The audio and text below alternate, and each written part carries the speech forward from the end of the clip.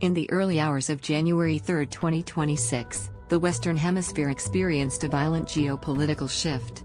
Under direct orders from President Donald Trump, a massive U.S. military operation was launched in Caracas, Venezuela. Dubbed Operation Absolute Resolve, U.S. Army Delta Force operators spearheaded a raid on Caracas. Over 150 aircraft supported the mission, alongside cyberattacks that plunged the capital into darkness. U.S. forces stormed the Fuerte Tiuna military complex, targeting the heart of Venezuela's defense. The mission aimed to neutralize key figures and secure strategic locations within the capital. The primary target of Operation Absolute Resolve was Venezuelan President Nicolás Maduro. U.S. forces meticulously planned to apprehend him and his close associates.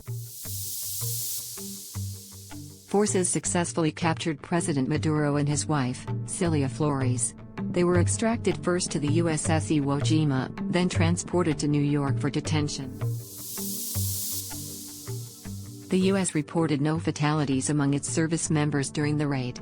However, the Cuban government confirmed 32 Cuban nationals were killed defending the Fuerte Tiuna compound. Maduro is now detained at the Metropolitan Detention Center in Brooklyn, facing federal indictments for narco-terrorism and drug trafficking. He is scheduled to appear in federal court on January 5, 2026. A confusing and volatile power vacuum has emerged in Caracas following the raid. The future leadership of Venezuela remains uncertain amidst the political turmoil. President Trump declared the U.S. would temporarily run Venezuela to get the oil flowing and ensure a transition. This move signals a direct intervention in Venezuelan governance. Administration officials, including Secretary of State Marco Rubio, claim Venezuelan Vice President Delcy Rodriguez is cooperating. They assert she is now serving as the interim leader.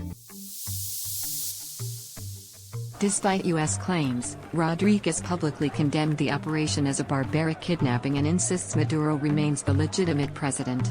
The situation creates a stark contrast in narratives. Domestically, Republicans frame the raid as a necessary law enforcement action against a drug kingpin.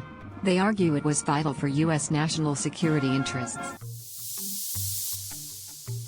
Democrats, led by Senate Minority Leader Chuck Schumer, have labeled it an illegal war conducted without congressional authorization.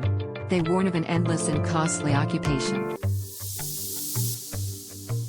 Internationally, Israel applauded the move, while Russia, China, and Cuba swiftly condemned it.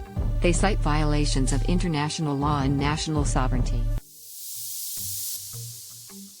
As the U.S. implements an oil quarantine and prepares to rebuild Venezuelan infrastructure, the path forward remains uncertain.